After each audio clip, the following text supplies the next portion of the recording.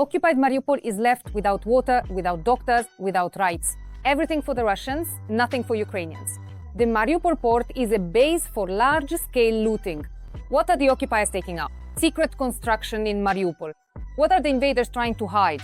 I'll tell you all the details in a moment. Hello, this is Ukraine Today. I'm Victoria Panchenko, and here are the latest events.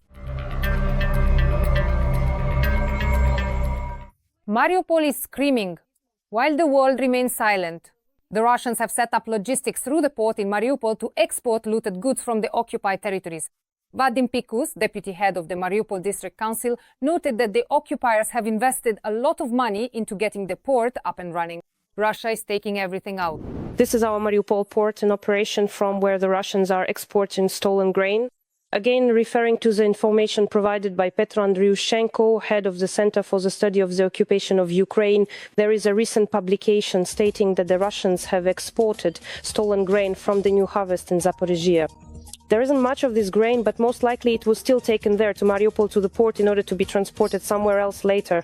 At the moment, how many of these ships or vessels are actually arriving at the port? What are they being loaded with? And most likely, in which directions are they heading? Is there any information about that? We literally have just a minute of airtime left. I know for sure that when they fully occupied Mariupol, they invested a lot of effort, money and resources to get the Mariupol port up and running again. They put it in order to make things easier for themselves. In other words, they established a maritime connection with Rostov to make it easier to export everything they had looted. At first, it was metallurgical products, and at the same time, well, there was wheat and other agricultural crops that they stole throughout the occupied territory and exported through the Mariupol port to Rostov. It happened quick every day. Tons of these were taken out because the logistics, water logistics, were set up really fast.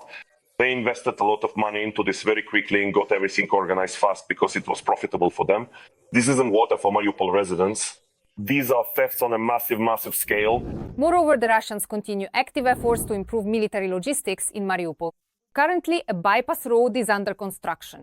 Nearby, there is a mysterious construction of a new facility that is clearly intended for military purposes. This was reported on his Telegram channel by Petro Andriushchenko, head of the Center for the Study of Occupation. But when it comes to people, the occupiers have no money. In Mariupol, there are 100 children for every pediatrician. There are almost no medical professionals left in the city. Vadim Pikus said that most of the population are elderly people who need medical assistance. But qualified doctors have left, some to Ukrainian-controlled territory, some to Russia, and some abroad. Are there even any doctors left there? And if so, what kind? And regarding the specific problems that the local population might seek help for. Here, I want to emphasize this particular age group of people who remain in Mariupol. Can we state that the overwhelming majority there are indeed elderly people, and therefore those who truly require more medical care? Yes, most of the young people have already left there. That is, there are fewer people under 30 years old. Indeed, the majority of the population in occupied Mariupol and the Mariupol district are older people.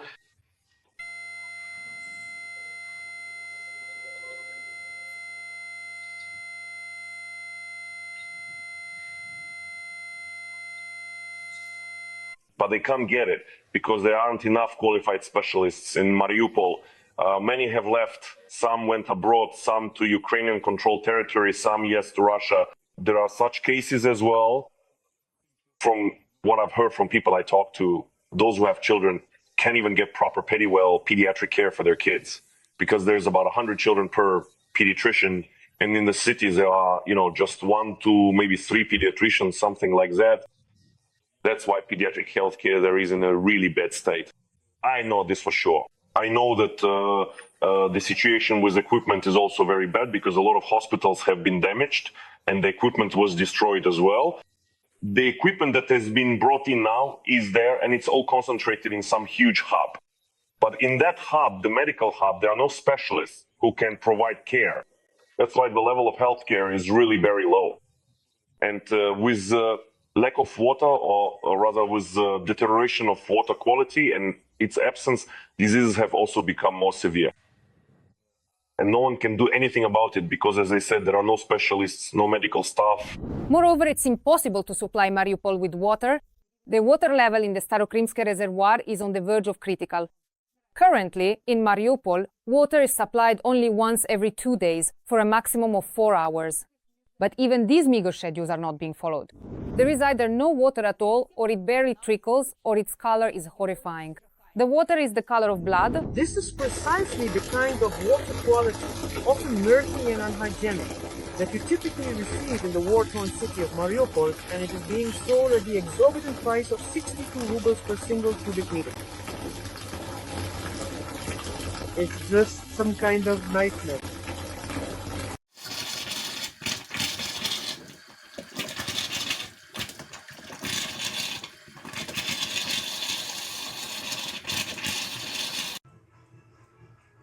Kivska family.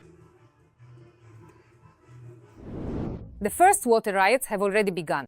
People are trying to stop the water utility workers who are shutting off the water supply. It turned out that no official ban on water shutoffs had been issued. No documents with stamps, no signed orders, nothing. Every voice matters. Join our community, support independent journalism and help us bring you the truth from Ukraine. Become a member of Ukraine Today. Join us now. All of this is an oral order from Koval, the director of the city water utility, following the instructions of Gauleiter Koltsov. Tell me, why are you shutting off the water specifically at our buildings? I'm just a simple plumber, you know. On what specific grounds? I'm not at your building. Look, Lovitskogo 10, I'm responsible for that. Lovitskogo 15, Kubanskaya 42nd, 24th, Nevsky. I turned off all of those. Tell me, who gave you the order to shut off this water? Call Koval. Wait, did Koval personally give you the order? No, my supervisor. Who is your supervisor? Please state your supervisor's last name. Solonsky Victor. Okay, Solonsky Victor, supervisor of what exactly? A section? A department? He is the deputy head of the complex. Deputy. Once again, the last name. What is the last name? Solonsky. Solonsky? What's his first name? Viktor Igorovich. Solonsky Viktor Igorovich. So, you were specifically given a verbal order to disconnect such houses, including those at Lovitskogo 15 and Lovitskogo 17. This applies to whole city Wait, we're not interested in the whole city. because each building has its own separate pumps. Wait. Your own pump. And how will he help us? Let's start with this. You blocked it here, but the pump will not pump us anything. What's next? Well, what will he take water from? Explain to us. Well, we will install it, but it will not pump because you blocked everything here. Well, right. What's the logic? Water must be supplied to it. I turn it off. You get pressure, but it's only 0.8 after. Nothing is coming through. We have no water. Look, there's not even water coming through the pipes. No, there isn't even a trickle on the floor. Do you understand? The one that was promised. Could you please, if you don't mind, show us? And what? The rest of us aren't people? And why only the first floor? Are they the only people or what? Look, you have incoming pressure. Here's the incoming pressure, 500 atmospheres. That's right now. It's not like that every day. In the morning, it'll drop to 0, so there's not even a drop out here on the street anymore. You understand? Right now, it started somewhere around 3 o'clock. Well, right now, It's been since 3 o'clock. this is happening all over the city. It's making it now. But why is it the same in all the surrounding buildings? Go to Koval. Talk to Koval. And why did they stop it in the first place? Because the Kanevskoye reservoir is empty. Where are the children? And where are they allocated? They go there to relax in those beautiful and serene places, to unwind completely. What complaints do you have against me? Tell me, you're shutting off 2 buildings. Why do they need the reservoir? Well, you see, I am just a simple plumber. But why, I wonder? Is there water everywhere else in all these 5-story buildings? Connected securely, as there is water present everywhere around the immediate vicinity. Tell us, It's not just your 2 primary buildings. What do you mean? Not just ours. If they're shutting it off everywhere. Three words. Wait, so what should we do? we have 2 pumps. It's just that last time I didn't have normal water pressure at all. They told me quite clear. You absolutely cannot turn on the new pump. That's precisely why there's no proper pressure. I then said, why not? Because you absolutely have to. Go and get the ring. If they shut it off here completely, not even the riser, then who needs it? No, well, if no one has water, then no one will have it. And while the whole city gets water for only 4 hours every 2 days, in the elite mortgage building for Russians, they're watering the lawns. As it turns out, there's plenty of water for the occupiers. That's the building with the clock in the city. There in the city we don't have any water. Let's see what they're watering. There's no water in the city. People will get water once every 2 days. Look, they're watering the stones. They're watering the stones, it's fine, there's a river, everything's good. But we don't have any water. What's more, the occupiers have already appropriated several hundred apartments belonging to Mariupol residents. In August, they promised to start handing them out as compensation. The local puppet authorities don't want to invest in the promised reconstruction of the demolished apartment buildings. Instead, they're actively building mortgage housing for Russians in the city. And as for the residents, they're being promised abandoned apartments that are being taken away from Mariupol locals. I would add that all decisions and actions of the occupiers on the temporarily occupied territories of Ukraine have no legal force according to Ukrainian law. As of today, 65 buildings have been constructed and another 6 are currently being completed and are already at a fairly advanced stage of readiness. So in total, there will be 71 new buildings. In the buildings that have already been constructed, 4,300 apartments have been allocated to families. And now the buildings that are being completed, you know, there are 2 buildings on Poltavska Street, 3 buildings on Kupiansk, and 1 building on Lenina. There are also a little over 540 apartments there, which will also be allocated. Well, the builders are trying to finish these buildings by the end of the year. So after that, the process of allocating the apartments will begin somewhere a little earlier, somewhere a bit later. As of today, there are no other decisions regarding the construction of new buildings. That is, this is the entire program for the construction of the new compensation fund. At the same time, the 4,300 that have been allocated, plus another 540, as I mentioned, are in these 6 buildings. Obviously, this does not cover the entire need. So there are still about 5,000 families, our citizens, who are waiting. Compensation housing, meaning those who have lost their homes, those for whom a decision has been made to provide compensation housing, the issue for them will be resolved as follows. So we turn to municipal housing.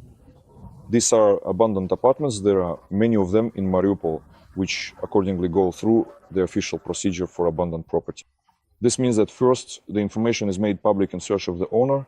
Then for 3 months, it goes through Roskadastra. After that, a judicial procedure takes place, meaning the entire set of documents is submitted. The judge reviews the entire set of documents, including documents from registry holders and utility companies. In other words, all documents that confirm there is no owner for this property. And the court makes the decision to transfer this property into municipal ownership. So it is the court that decides this. If an apartment ends up on the list of properties with signs of being ownerless, that still doesn't mean it's ownerless. That's solely for the court to decide. Just to ease any concerns. There is a decision to recognize it as ownerless and a separate decision to transfer it to municipal ownership. This is decided by the court. As of today, the current procedure is as follows. The apartment becomes municipal property. Next, a commission comes out to assess the condition of this apartment. As a rule, they all need repairs. We have already started this work now. That is, we already have several hundred apartments that have been transferred to municipal ownership, I repeat, by court decision. If the owner of the apartment returns after some time, for example, if they have a complete set of documents and can prove that this was indeed their residence, how will this issue be resolved then? The issue will be resolved in court. So there will be a legal dispute with this owner, and if they can prove that they are indeed the rightful owner, then the matter will be resolved accordingly. It will no longer be, that is, the dispute will be between the administration and this applicant.